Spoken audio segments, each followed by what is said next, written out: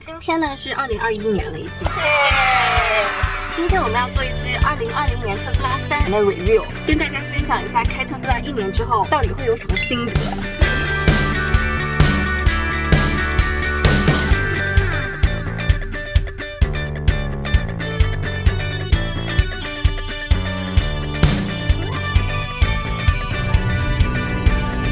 你的特斯拉3是2019款还是2020款？19年12月提的车，是2020款。对，虽然有一些小失望，但是整体而言呢，我觉得特斯拉还是蛮值得入手的。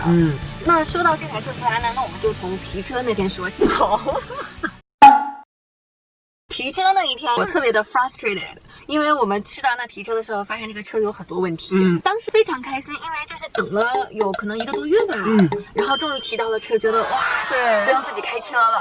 然后提到了之后，发现第一是门的接缝不好，你可以看到左边的门的缝比右边门的缝要大。就之前取回来的时候，这边的接缝和那边接缝大小是不一样的，是右门的接缝特别大。当时就还跟特斯拉小哥反映了，他们说这是正常的。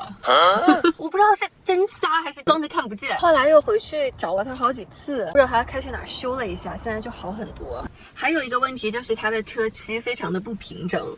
因为我们取到车的那天，就感觉里头是有小沙粒，然后他就直接把漆给喷上去了。所以有的它是有覆盖脏东西的，看起来像就跟那个刷指甲油一样，你没有清洁指甲，里头有一根猫毛，对，那种感觉。提车当天不仅是不平整的问题，它还有一些白点在上面，感觉像是它可能运车的时候有小沙粒崩到那个车漆上，把车漆给划掉了。当时我们提到车之后就去 road trip 嘛，就想感受一下它，结果回来之后发现后门的上面被石头崩掉了很多漆，这不是脏的哦，这个都是 chip off。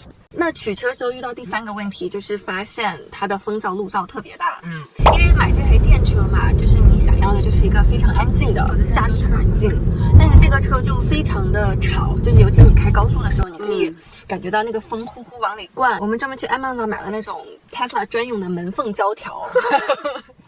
你知道淘宝上已经卖疯了。Oh my god！ 稍微降低了一下路噪，但是感觉并没有很好。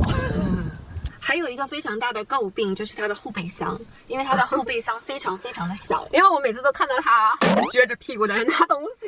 对，它那个后备箱的口特别小，所以你要取什么东西你就要钻进去。还有一个特别吐槽，当时我拿到车我都惊呆了，它的后备箱竟然是手动的，手动打开手动关。对，6万多块钱的车，然后它的后备箱竟然是手动的，所以我拿完东西之后我还要使劲给它按下去，这个太不合理了。再说一下驾驶感受吧，座椅我觉得不是很舒服，我个人觉得可能有一点点挤，因为这个车比较小，是比较小，然后它这个头枕啊，它是没有办法调节高低的，所以就特别的不舒服，你的脖子就只能在这里。我们的小 J 是葛优躺的传人，你葛优躺让我看看。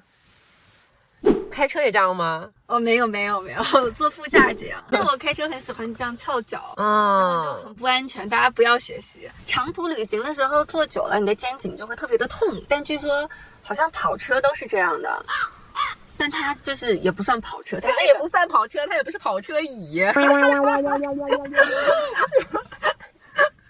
椅子呢，还有一个问题就是特别不透气，夏天开车的时候就会特别热。再来一点就是它的空调，它的空调虽然看起来是一整条，你以为它一整条都在吹风吗 ？No， 它风口非常的小，它风口只有差不多也是跟正常车一样是4个，但是风口非常的小，所以夏天再配着玻璃顶就会特别的热，而且它空调的密封可能不是很好，因为这个车开了还不到1年，就发现如果你打开室外循环的话，它就会有酸臭味。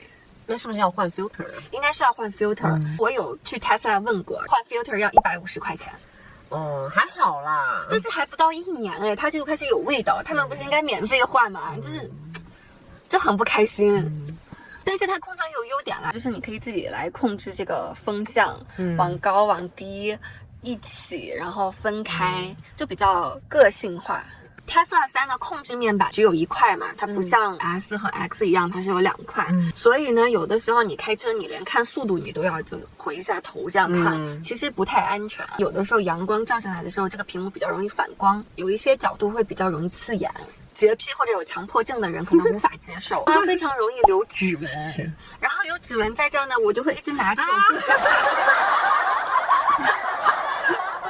还有一个我特别要吐槽的就是它的雨刷控制，它的雨刷控制非常难找，它的方向盘里没有雨刷控制。刚开始的时候，它的系统的雨刷还是在这种小隔档里左右刷才能找到，把雨刷找到，你再打开。现在更新的还好一些，就是你可以直接在这儿看到雨刷。它的 Auto 也是非常的不好用，已经下暴雨了，它还刷的很慢，或者是小雨的时候，它夸的刷。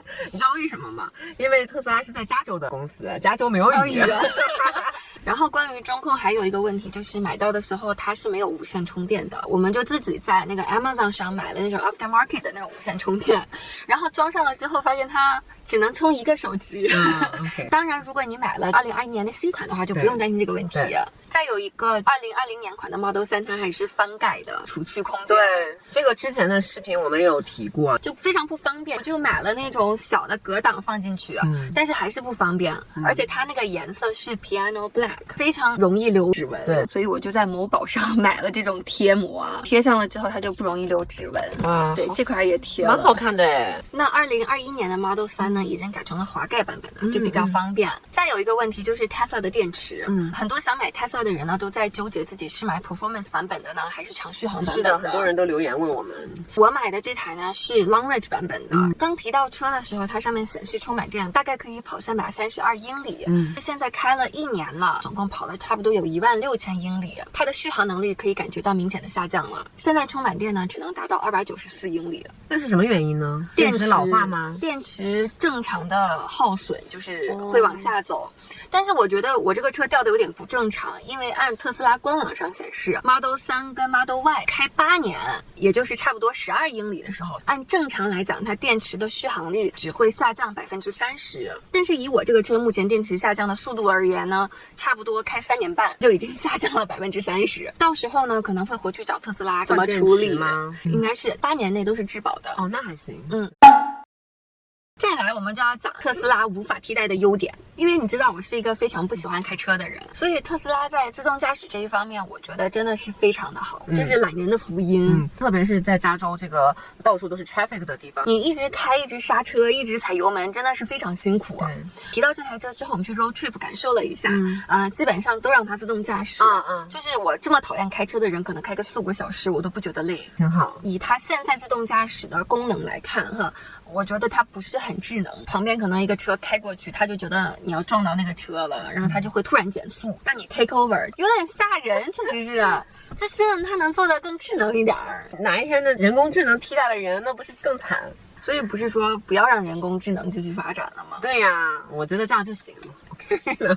再来就是我非常喜欢特斯拉的速度，因为它的加油啊、转弯啊都非常的容易控制，然后非常的灵敏。但缺点就是呢，刚提到车的时候，你会觉得它起步太快了，推背感特别强，有点晕。对，尤其是副驾比较容易晕了。但是这个东西呢，习惯了就好了，也不是那么的难以克服。我还非常喜欢特斯拉这个车本身非常安静，尤其是晚上回家的时候，你不会扰邻。我非常讨厌那种车人还没有进来，你就已经听到车声，非常吵。Just want to let you know, you're fucking fags.